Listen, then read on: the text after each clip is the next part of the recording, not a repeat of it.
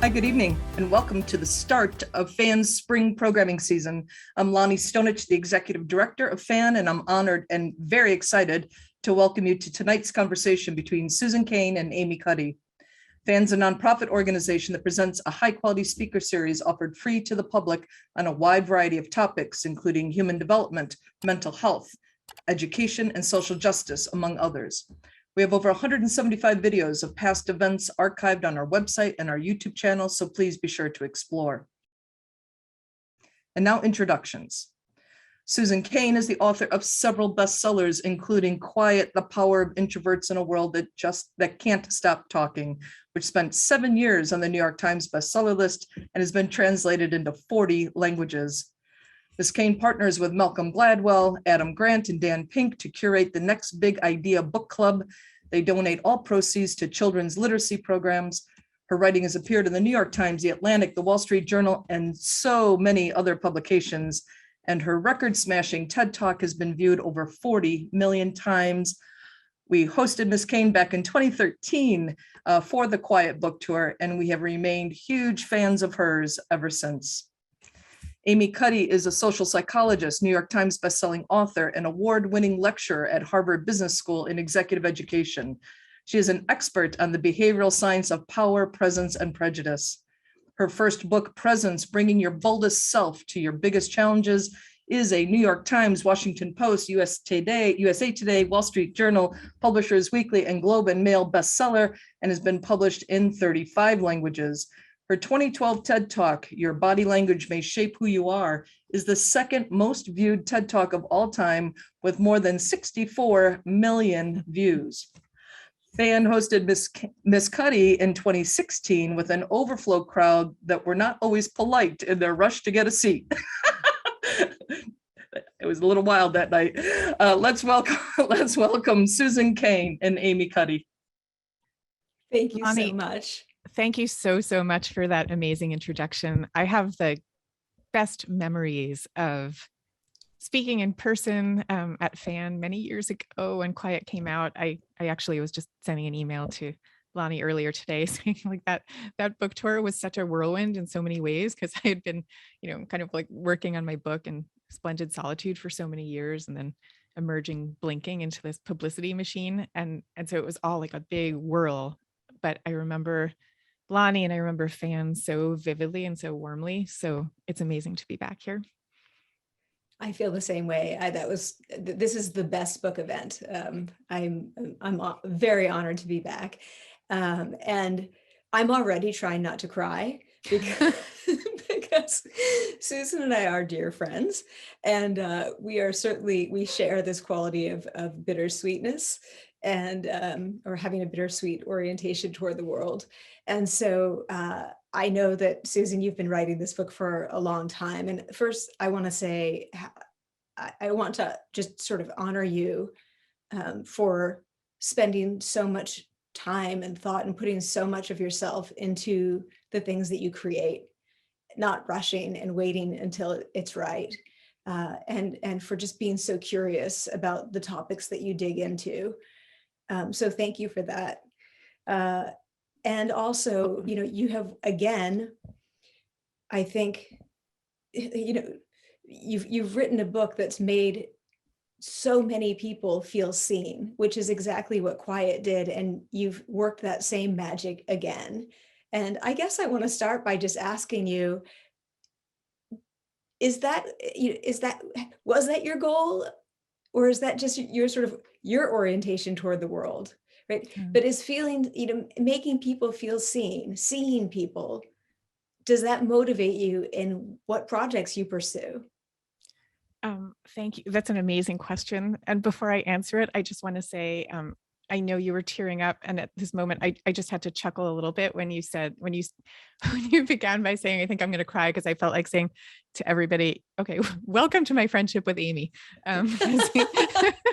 Because Amy and I are dear friends, and I don't know how many times we get together where we don't get a little teary over this thing or that thing. It's just the way we roll. So it's very fitting that we should be talking about bittersweetness tonight. And thank you so much, dear Amy, for being here with all of us tonight. So, okay, your question, it's a really good question. I think that I start out by wanting to express something that I feel, believe, intuit, and observe like really, really deeply. And I have a faith that there are other people out there who feel, observe, intuit, and whatever the other verb was, the same things that I do. But I guess I would say in both cases, I didn't really know exactly how many such other fellow people there would be out there. And like when I started working on Quiet, I truly thought that I was working on this kind of weird and idiosyncratic project. And so at the very beginning, I had no idea it was going to touch that many nerves. And maybe it was a little bit the same with Bittersweet, but then what has happened with both books now is, these letters come in from people, and it's the most uncanny thing. Like with Bittersweet too, the letters are using the word permission, just the way they did with Quiet. Like finally I have permission to be who I really am. And the whole reason I write, this is the whole reason. I don't know if you feel this way also. I think everybody's got their driving force. For me, it's that as a reader, the best moments in my life, really, some of them have been the moments when a writer says something that you always knew to be true, but you had never quite managed to articulate for yourself. And now they've gone and articulated it, and hopefully they've done it in some beautiful way. And those moments to me are absolute joy and transcendence. And I just want to create them myself. And, whether I can pull it off or not is a separate question, but the act of trying to create those moments of intense writer-reader communion, that's what I'm in it for. So these emails I get are like my greatest joy, because I'm like, yes, okay, it happened. That absolutely is the magic of reading for me as well. I mean, and I don't feel frustrated that I didn't find those words to describe this thing that I knew to be true. I feel so relieved that someone else did, and that they're sharing them, and I get to see them and read them. It's just this incredibly overwhelming feeling of relief and joy for me. So and yes, that is exactly what you do. Yeah, and it's like relief and joy, and it's communion. It's like, oh my gosh, yes. How could it be that there's another being out there who sees things exactly the same way? How is that possible? It's just the most amazing feeling. But again, I mean, it's reading is this solitary act in some ways, and I know I'm sort of pulling together so many of your interests, but it is solitary. But as you said, there is still so much communion in it, even though you're not in the room with other people, and you're not. These things are not happening simultaneously. You might be reading something that was written 100 years ago, right, and you still feel that sense of communion, exactly, which I think is so special.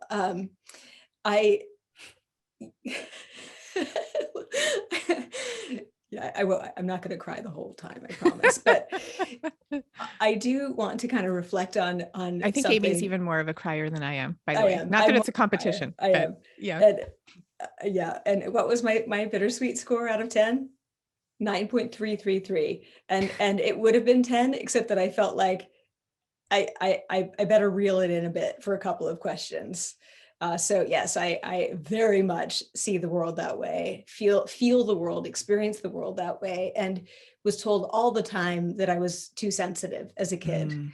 And I'm wondering if you can just kind of speak to the people who were told they were too sensitive, and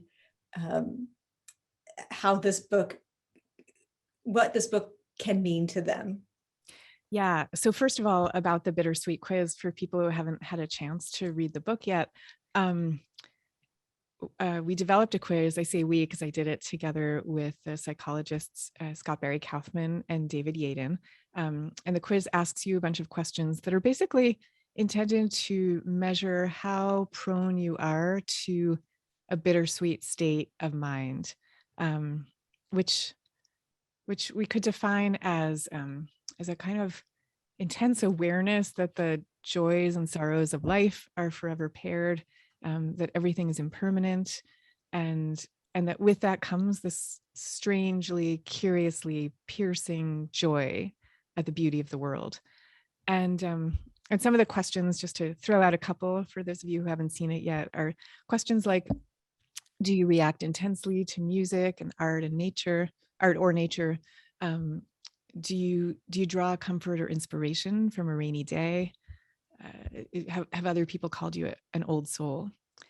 And Amy, it's funny that you go right to the question of sensitivity, because one of the we looked, I should say, these studies are around the quiz are quite preliminary at this stage, but we did look at, for people who score high on the quiz the way you did, what other attributes do these people have? And there's a whole bunch that we could go through, but one of them is that they tend to score very high in the trait of high sensitivity, which I guess isn't so surprising, really. And yeah, I think that for most people who are highly sensitive, you have been getting some kind of message from your culture, and therefore maybe from your own self, telling you you're too sensitive and you shouldn't be so sensitive, and you'd be better off if you weren't so sensitive. And it's true that extra sensitivity brings with it extra pain, almost by definition. You know, it means that you're going to react more intensely to the sound of a construction zone outside your window, or to the feeling of being slighted or seeing somebody else slighted. Like, all those things kind of, register a little more deeply. But it also means that you experience the joys and the kind of like, I can't believe this moments of life, like the amazing sunsets, or moments of communion, or whatever you are, you experience those that much more deeply too. So I think once you really take that on board, it's a lot easier to leave behind the cultural negative construct of sensitivity. But this cultural construct is, this book is pushing back hard against this belief that we should be positive, that being positive will make us, it will enrich our lives. And I use enrich because that's a broad term. And even that word, I think people think of quite narrowly. But yeah, can you speak a little bit more about this culture of forced positivity? And how one person who sent a question early wanted to know, how do I explain this to people? How do I find a way to explain this to people who haven't read the book? Why forced positivity can hurt us, why there's this beauty and strength and bittersweetness. Well, the first thing is, there's not a problem with positivity itself. We all love the feeling of feeling positively, of being happy, being joyful. There's no human alive, by definition almost, who doesn't love those experiences.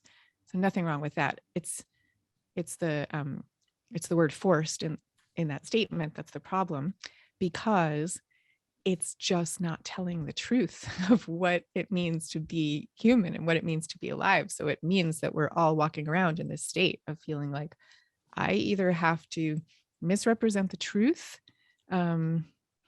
or be judged for telling the truth. Like, those are my choices. So number one, it's just not true.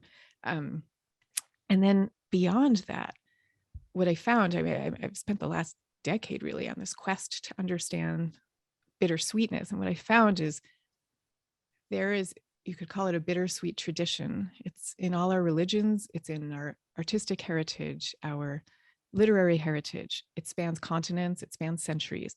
And all this whole tradition is telling us that there is something in the state of even being melancholy, of perceiving the fragility of the world. There's something in that state that is also connected to communion and to creativity. So these two values that I think we automatically associate with transcendence in some way, or just with states we want to occupy, they're connected to bittersweetness, because, well, there's so much to say about this, but I mean, just to kind of say the basic version, because we all are going to have to pass through moments of pain and loss in our lives, there's something about telling the truth about that where we can respond to each other's feelings, and to each other's realities. And it draws us closer. I mean, and we know this from our nervous systems are set up to react viscerally when we see somebody else in a state of sorrow. Right. We're built this way. So to not use these powers to draw each other closer and to create just seems like such a loss. It's not to say that sorrow is a good thing in and of itself. It's just to say this is the world we have. And given this world that we have, here are some superpowers that you may not have thought of from the imperfections of the world. So I think a lot of people have questions about, and this is very relevant to what you just said about their kids. Yeah. And so, I mean, forced positivity, I think you're saying not only sort of decreases our ability to create and make beautiful things that will touch people, but it actually sort of tears us apart a bit, or it prevents us from connecting. And one person wrote and said, I accept that I'm bittersweet, that I have this bittersweet orientation. And I'm totally at peace with my own moments of sorrow. Mhm. But it's really hard for me to see my child sad at all. And so the question was sort of, how do we shift culturally so that we raise kids who are comfortable with this much more sort of nuanced experience of the world and life? Yeah. I mean, there is something about, there's that phrase of you're only as happy as your least happy child. And so I want to acknowledge the reality of that phrase. It's hard enough to be in your own sense of sorrow, although this person was saying they are okay with that. It's a lot harder when it's your child. And I actually remember my mother-in-law saying to me right after my first son was born, I remember her saying, just kind of in passing, she just mentioned that like, there's something about when your child is upset, you kind of know what you can handle yourself, but you don't know what another person can handle. And when it's your child who you care about so desperately, you might even imagine that what they're feeling is that much worse and that much less able to be handled than it actually is. So I guess I'd say two things. One is I want to acknowledge when a child's pain is very intense, that's a very difficult thing to bear. And I wouldn't like say to myself, I shouldn't feel that way at all. I do think as parents, we can help our children cope with the difficulties that come their way by introducing them to the radical idea that these difficulties are normal, that they're a normal part of life. Yes. And I mean, I tell the story in the book, and this is a very small sorrow that my children faced when they were really little.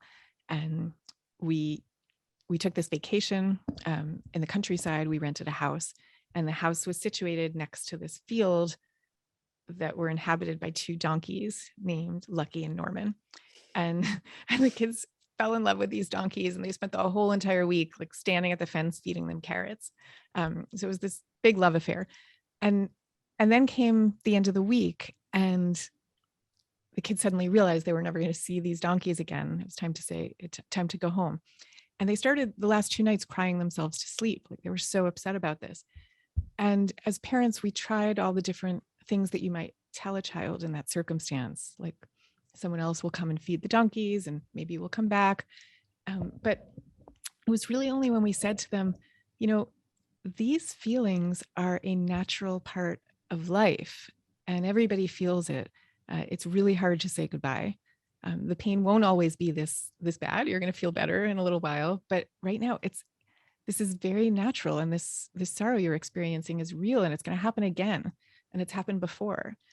And there's something about the normalization of it that makes kids feel better, because part of what part of their pain is that they're feeling like this isn't supposed to be happening. This wasn't part of the program. So part of it is just the resistance to what they perceive as like, this should not be happening. So I've got to do everything to push it away.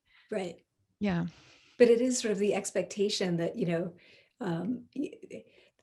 that somehow we we inherit that every day, you know, if you were ranking your sort of happiness on a 10-point scale, every day should be above a 5. Right. Which makes no sense. Why would it be? That then there's no average, right? Like half of the Yeah. day should be in the lower half of the scale, but somehow we do expect that. It's Or funny. we think the happy days are like when life is like centered, and then when things go wrong, it's like life is off center. That's how we Yeah. think about it, instead of Yeah. seeing all of it as the center. Right. And it's funny, you know, there's so many apps that have you rate your mood, and there's often a face emoji that goes from, you know, a totally, you know, a U-shaped smile, you know, Uh-huh. that's the best, to like flipping that completely upside down, and that's the worst. And if you're having a lot of those upside down smile days, that's bad. That's a bad sign. I never know Mhm. how to use those tools, because I feel like, well, it's not just that. There's so much more to it than that. Right. Like I had a rich emotion, like a rich day emotionally, as opposed to just a good day or a bad day, or, you know, I was stressed or not stressed. It's been, you know, I did work to teach my son Jonah, who you know well, Yeah.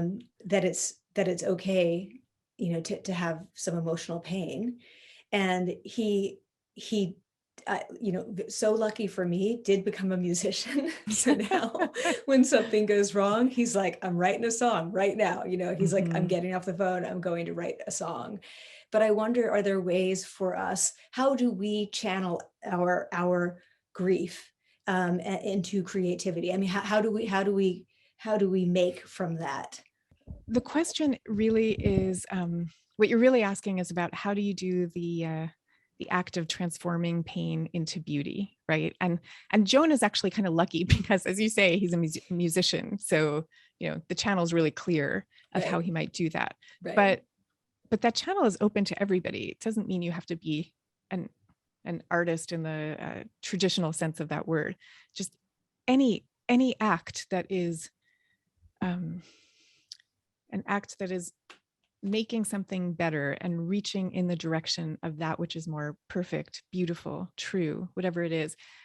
For many people, there is this tradition, this archetype that exists and has existed for thousands of years, the idea of the wounded healer.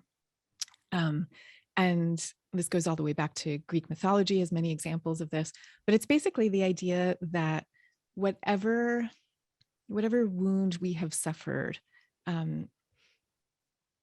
there grows an impulse to take that and then to try to heal a similar type of wound in other people. And again, this doesn't have to be done through, you know, grand acts of like a Mother Teresa. You know, you can do this through small acts with a person at the grocery store who seems like they're having a bad day, and just engaging them in a loving conversation might really lift them up. But just to look for ways to do that in very small acts. I love that. That's really the key. I want to ask just about an idea that really grabs me, and that is that we often are craving a state of longing, and you just, I think, define longing as joy laced with sorrow, and that is that right? Yeah. Well, keep going with the question, and then Well, I'll tell you more. and that, you know, that we feel that sometimes when we experience something so exquisite that it feels that it's from another world, and Yeah. like a perfect world, a bit like it's a beautiful world that we can't quite reach. And you say that it is people like artists and poets and rock stars who connect us to that world, and that's why we hold them, you know, in such high regard. But can you say more about longing and what longing tells us about ourselves? I mean, and just in your own life, your experience of longing, because I think there's just so much wisdom in this.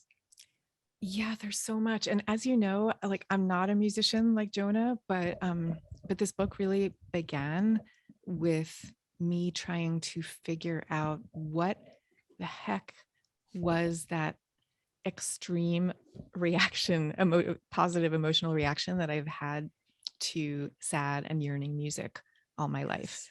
I was at first trying to figure out, well, why is it that we listen to, yearning minor key music. Why would we do that? It's ostensibly sad music, right? And yet it makes you feel like this overwhelming sense of connection and love. And that's really what set me off on this 10-year quest in the first place. And what I found is that we're all of us creatures who came into this world crying, basically.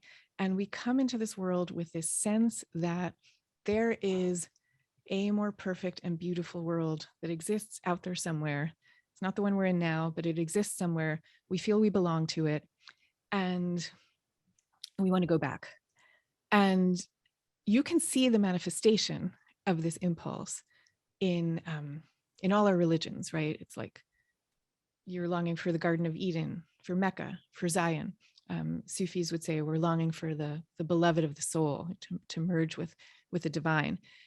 And then there's all these secular manifestations of it, like Dorothy is longing for somewhere over the rainbow. So many different manifestations that we see.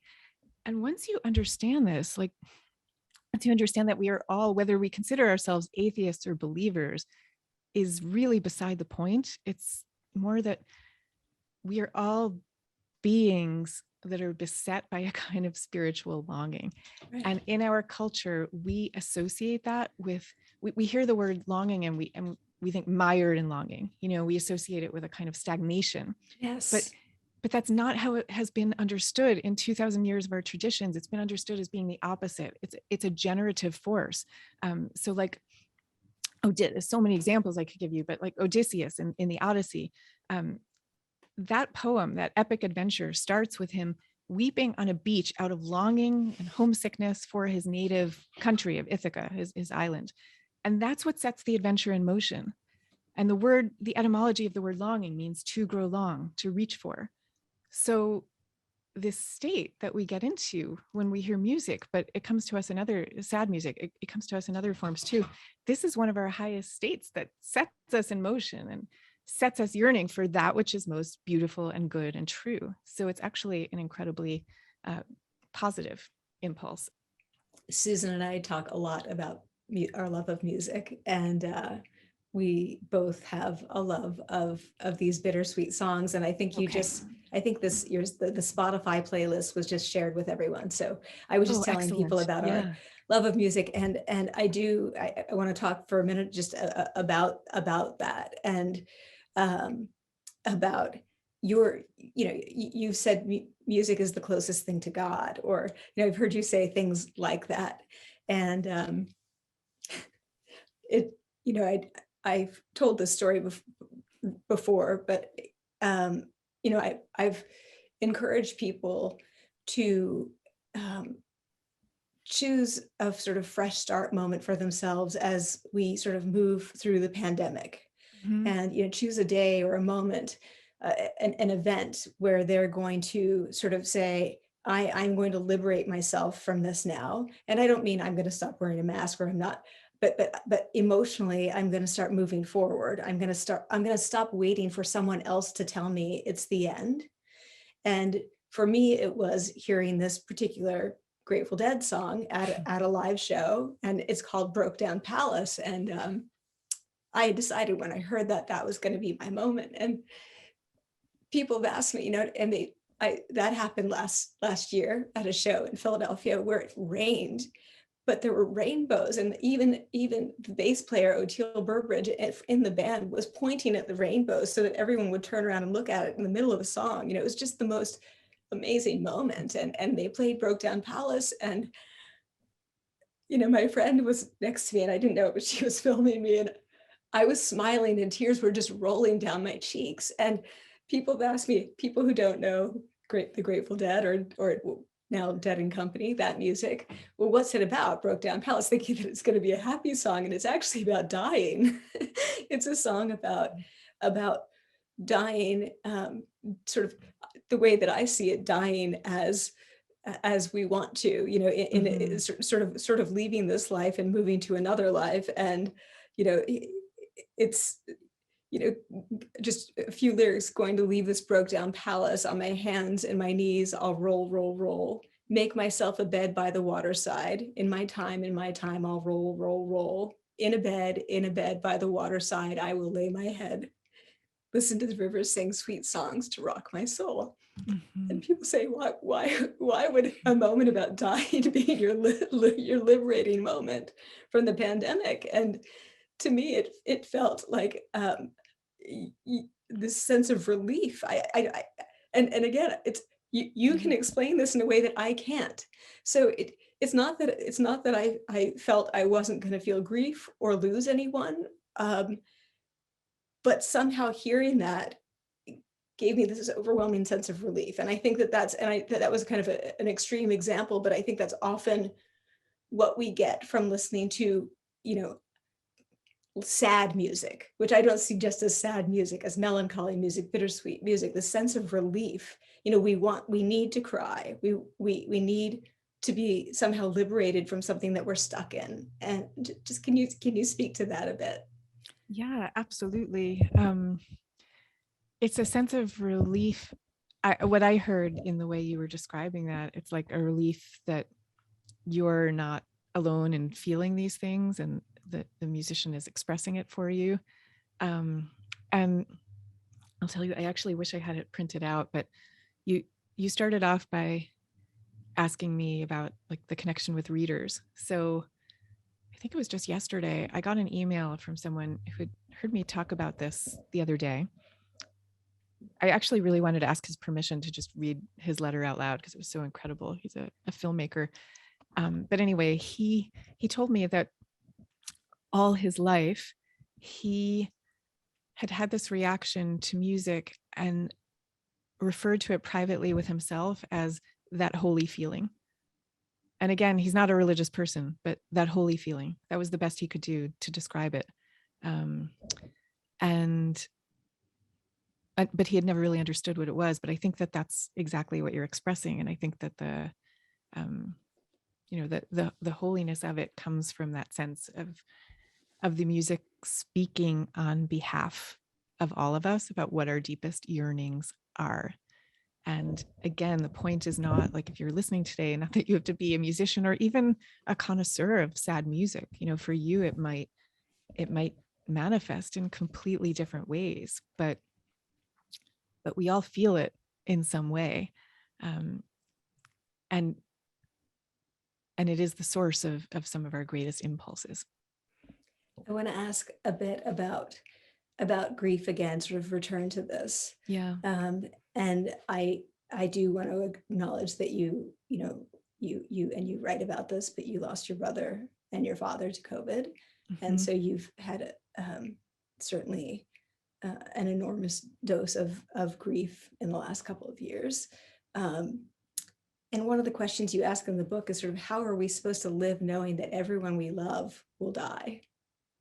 And this idea of sort of getting over grief. And I'm wondering if you can tell us a bit about how Bittersweet, how your perspective can help us learn a bit more about grieve, and maybe grieve, and I hate this word, but grieve better. Right. No, I get what you're saying, though. I don't know. I mean,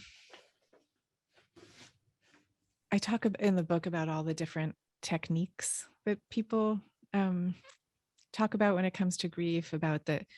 First of all, there's the recent work by George Bonanno at Columbia, not so recent maybe anymore, who shows that most people are actually more resilient in the face of grief than we expect to be. Humans, in a way, are born for grief because it is part of the human condition. And that's not to say everybody is resilient or that everybody should be resilient, just that a significant majority of people are. But then there are people who suffer chronic grief as well. So this idea of the resilience and of the fact that we'll probably feel better at some point, it takes us to a certain place, but it doesn't take us all the way home. And for some people, it doesn't take us very far at all. And then, there's the idea of immersing yourself and accepting the impermanence of life, which is something I've really been doing over the last 10 years of really thinking about this topic.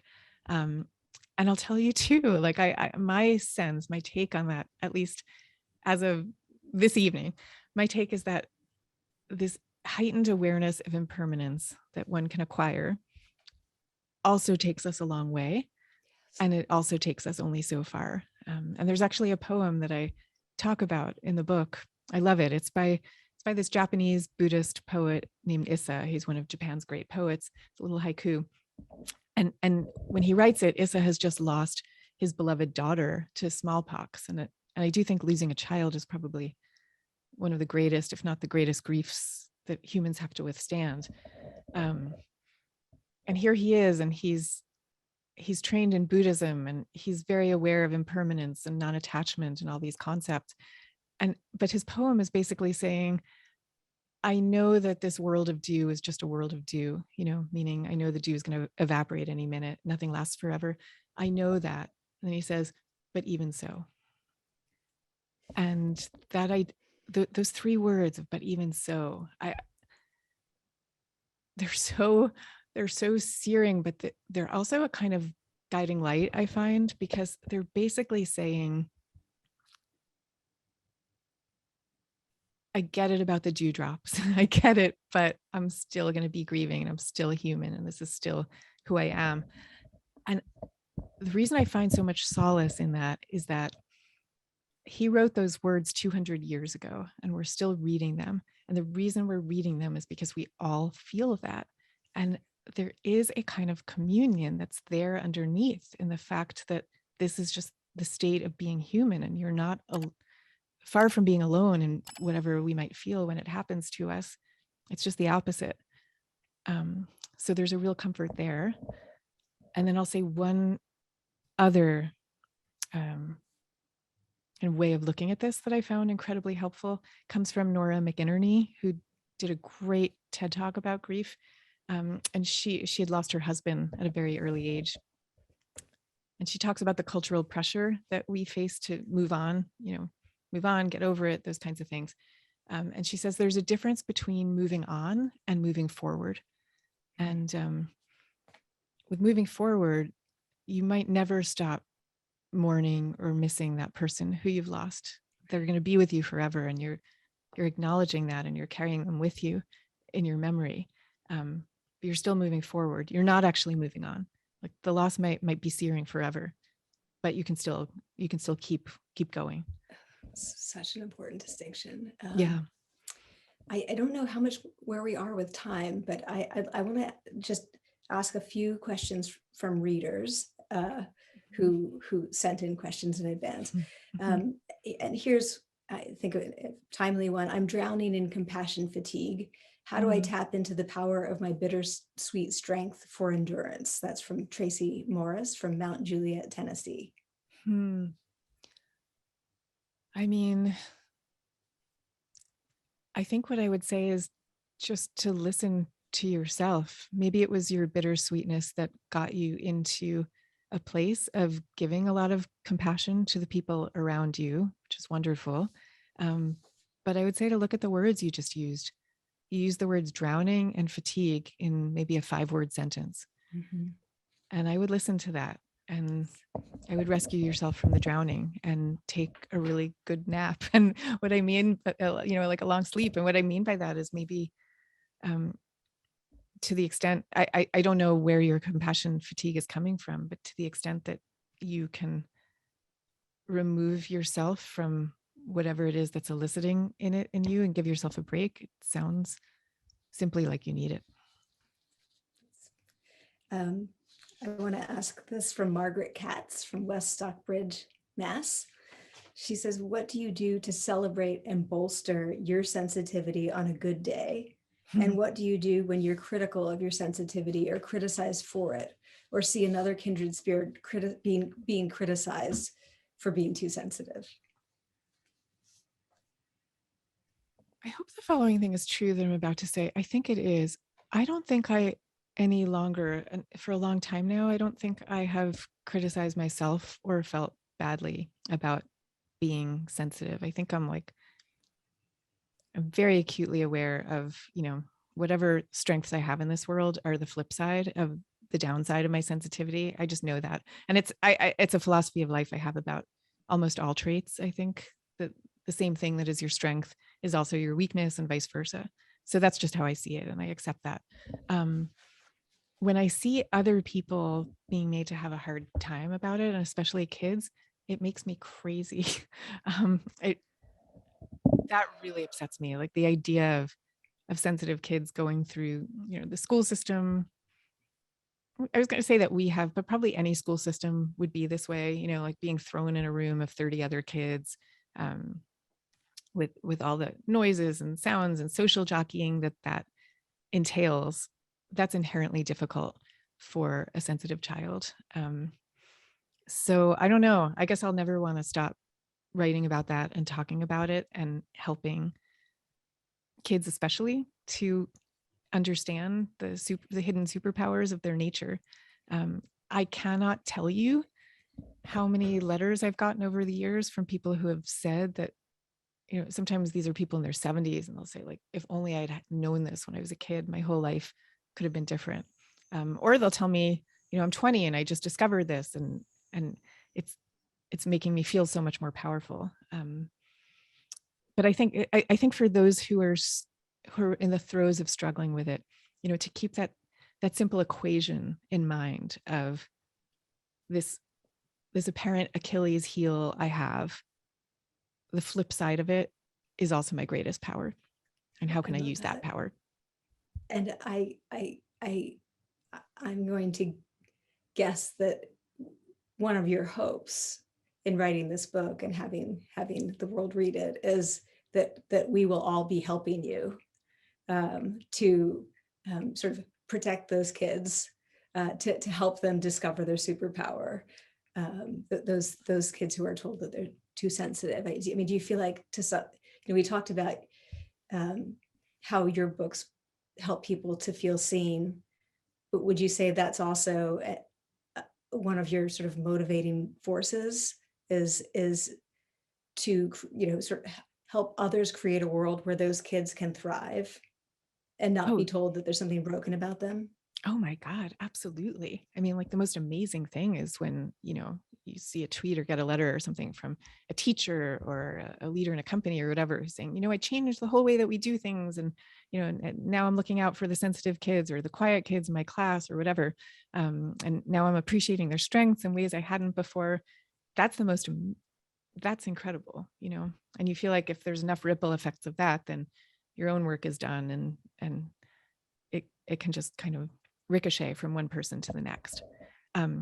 I do want to say it because I think I forgot to before, that in terms of some of the powers of bittersweetness, one of the things we found from this preliminary study is that people who are prone to these states of bittersweetness, they also seem to be prone to a state that psychologists, this Amy, call absorption, which predicts creativity.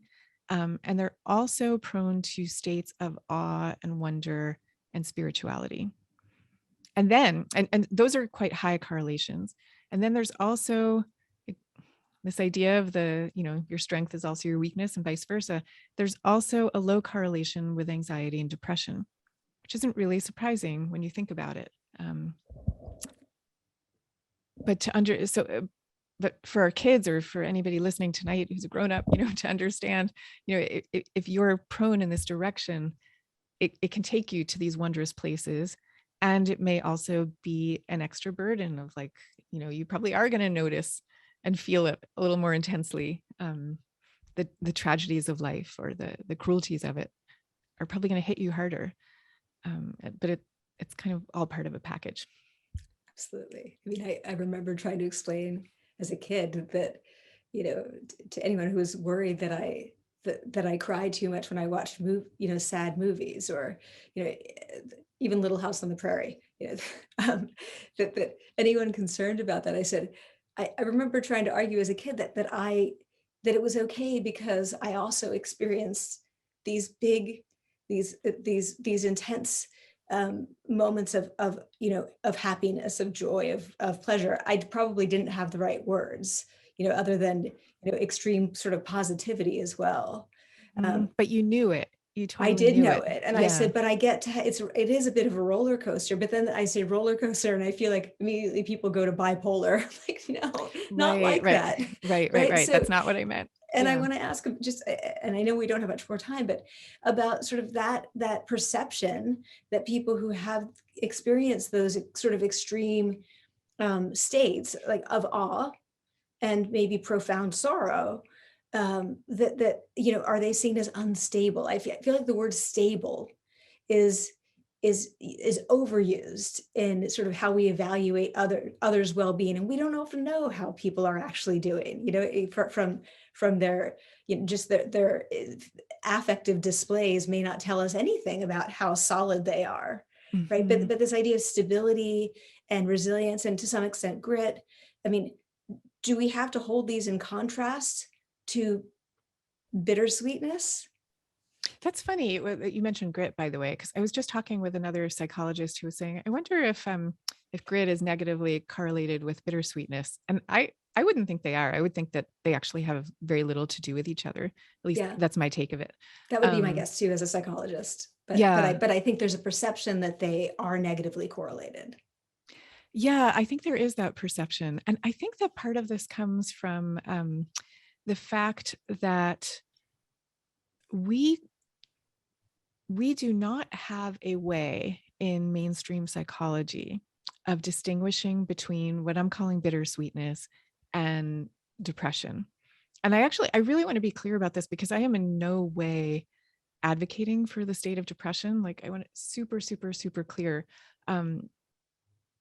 Depression is a kind of emotional black hole that makes it difficult to do anything. I don't wish it on anyone. I wish anyone who thinks they're suffering from depression to please get help. Many people have actually talked about that when they're in a state of depression, it's almost like the absence of all feeling and the absence of all affect. It's like the world has gone gray and dead. So it's a quite different state. Yes. But what I don't really know is whether it's a difference of degree from bittersweetness or a difference in kind. But at the end of the day, I'm not even sure the answer to that question matters that much because they are so different. Right. And I think it's important to make that distinction. And I would love to see psychology start to do this. I mean, right now, like if you type melancholy into PubMed, which is like the database of medical articles, you type in melancholy and all you get is a whole stack of articles about clinical depression. Like there's no understanding of this state of this kind of spiritual longing that infuses this deeper melancholy. And I think part of the reason for that is that most psychologists are quite atheist or agnostic, so they're not thinking in these terms. And I wouldn't have been myself if I hadn't happened to go on this particular quest these last 10 years. Interesting piece of trivia. That's right. I think psychology, in terms of sort of psychologists, are low on religiosity. Yeah. So they're the least likely to be religious among the sciences, and physicists are the most likely to be religious, which I just find fascinating. That's so interesting. Isn't it so I didn't know that interesting? about the physicists. I mean, I have so many hypotheses about this, but I wonder what do you think of that? Why do you think that's true? I'm assuming that physicists are religious. Well, you tell me because I don't know. I'm guessing I don't know. It's not that they're religious in the sense I of guess adhering to the teachings of particular books, but rather no, they are like, more likely. They are more likely too? to identify as part of a religion, an organized religion. That's interesting. I mean, I don't know. I'm sure that physicists are more connected with kind of the insane wonder of the universe than the average person is because they're so aware of it. Or they get closer to the completely unknown and unexplainable. Right. It's just so, I think it's so opposite to what people expect.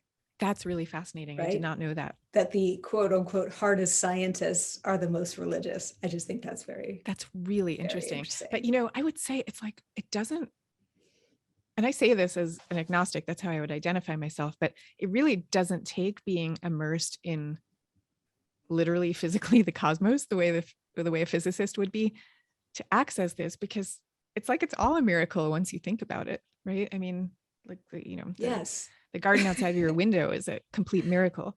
So yeah.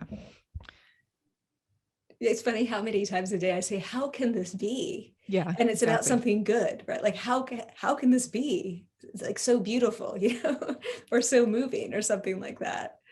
I think we have to move on soon. I'm checking the time. Yes. So I want to just sort of, I guess, leave with a comment and a thank you, or leave the stage.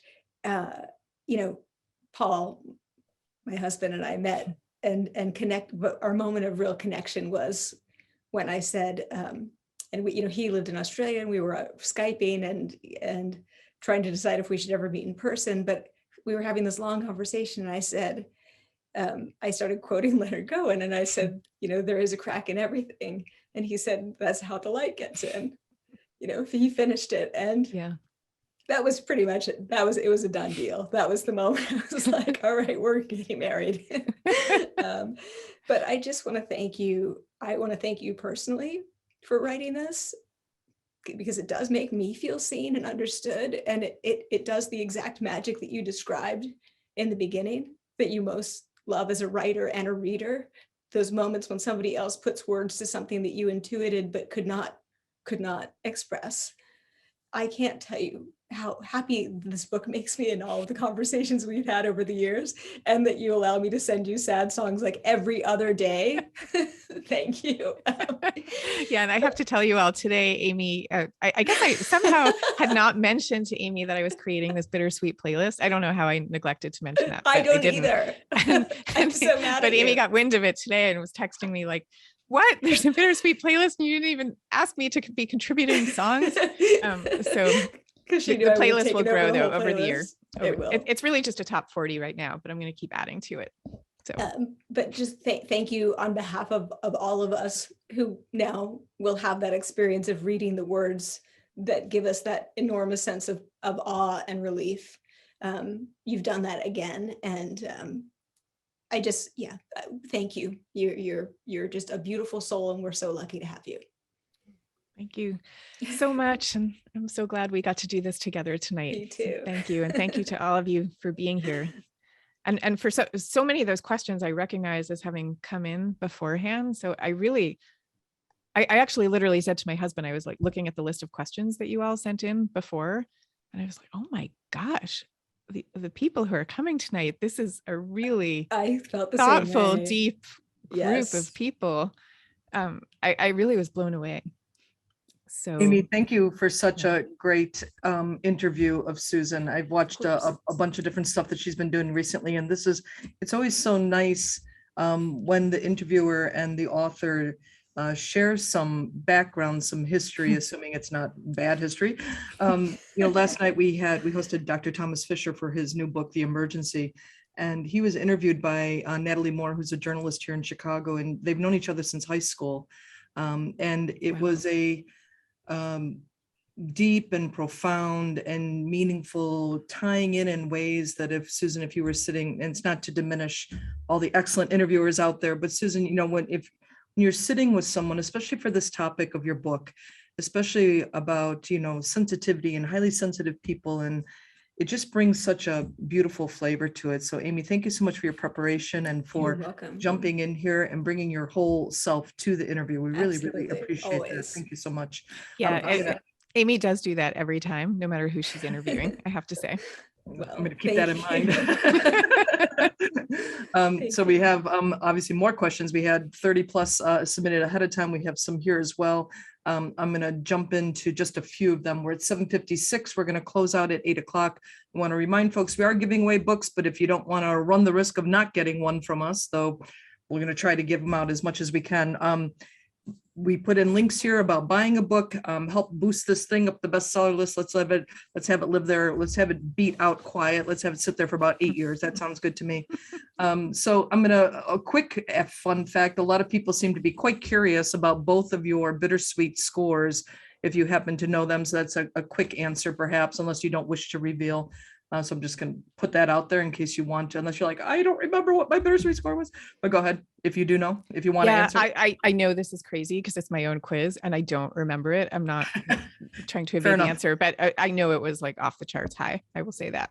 Yeah, mine That's fine. was 9.33. So That's out right. of You said at the 10. beginning. And I think I had to reel myself in for a couple because I thought it would just seem impossible for it to be 10.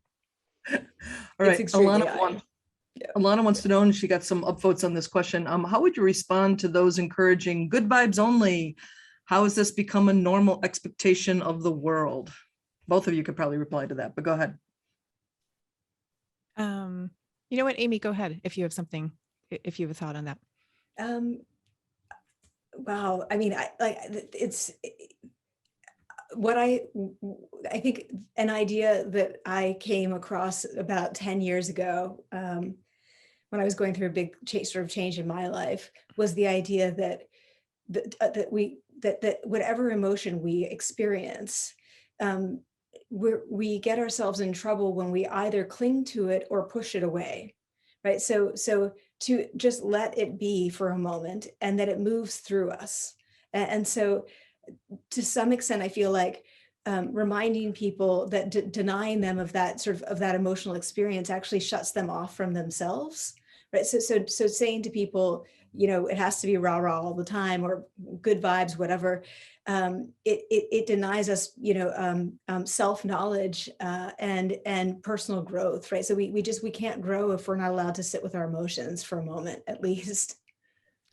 Yeah, and what I would add to that, for anyone who's working in an organization and thinking about how to bring this knowledge to an organizational culture that might not be set up for it. There's that famous study that was done at Google called Project Aristotle, where they tried to figure out which were the top performing teams at the company. And they were looking at all the usual metrics of educational level, years of experience, and these kinds of things. But they found that what really distinguished the top performing teams was the level of psychological safety that people felt to hazard an idea that might be wrong, but also to share something about themselves that might be the kind of thing that isn't normally socially acceptable to talk about in a smiles only kind of setting. I'm kind of wondering if some data. I'm wondering if because of the pandemic, with the expectation within a corporate environment is a little bit less of the nonstop smile, given massive global reach of the trauma that has touched so many lives, that hopefully that pressure is, for at least the next 10 minutes, could be lightened a little bit about that kind of everyone must be upbeat. Yeah, I mean, what I'm seeing is a kind of there's now more of a sense that we should get to the ideal that you just stated. I don't think we're there yet, but there's at least more of a sense that we should be there. So now it's kind of a question of closing that gap. I do feel like leaders and organizations are now going, I didn't understand everything. And I understand that, sort of mental health is not just about people who are, really, really severely struggling, but understanding the range of emotions that people experience. And so I do feel like this is pushing us closer to that.